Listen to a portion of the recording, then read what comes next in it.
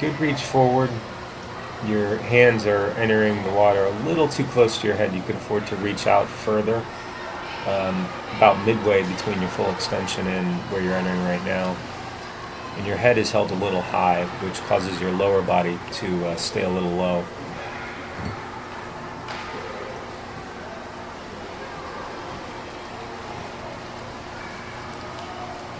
Kick looks relaxed, looks good. You're not scissor kicking. Looks like the right leg might kick off to the side slightly now and then, but it's not really a scissor kick per se.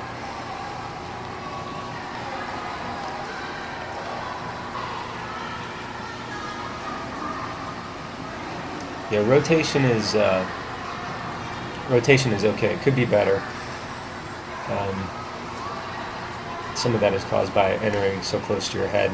Yeah, your hips and legs stay pretty much right in line behind your upper body, which is good. So the biggest thing looking at this is look straight down as opposed to looking forward, and then allow your hands to enter the water further out. Now when you're reaching your hands forward, you can see they sort of reach in front of your head. You want to reach right in front of the same side shoulder. So left arm in front of the left shoulder, right arm in front of the right shoulder, so that you use your lats, your back muscles more initially from the get-go. Alright, and then style of pulling.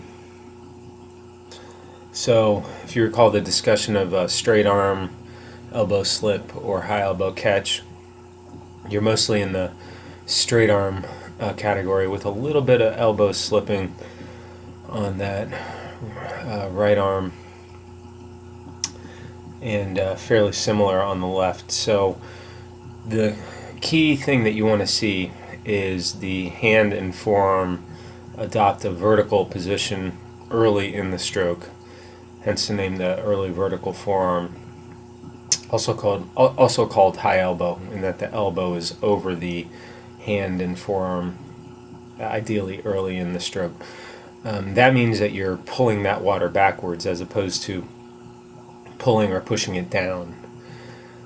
And the way to get there is to practice the form. You have to do that internal shoulder rotation after the extension phase of the stroke, and then do a lot of one-arm drill. The fist with paddle drill I think is good, and if you recall, doggy paddle drill. Those are really the key ones.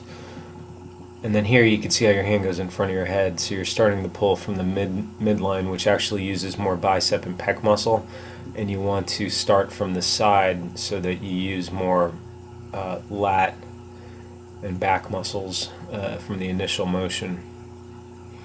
So looking at the breakdown, your reach is good, albeit you're reaching in slightly. Rotation could be a little better, meaning that you're kind of on your side a little more, and then see how the upper arm and forearm are in the same line, and then mostly the same line with the elbow now coming back towards the body before the hand and forearm have gone straight up and down. So you're not getting that hand and forearm straight up and down until late in the stroke cycle, meaning there's some loss of maximum forward power production. Because that first third, a lot of that hand and forearm is angled, is pulling the water down as opposed to back. And then a similar kind of extension on the left side here. So your side rotation could be a little more, and I'd say do that by really reaching with your arm and shoulder as far forward as you can. Forearm, upper arm, hand, mostly the same line here. Notice the angle of your hand and forearm, still not quite straight up and down until late in the stroke. So that's the key piece for you to improve as far as underwater goes. Above water, look down with your head and let your hands enter the water a little further out. I hope all that helps.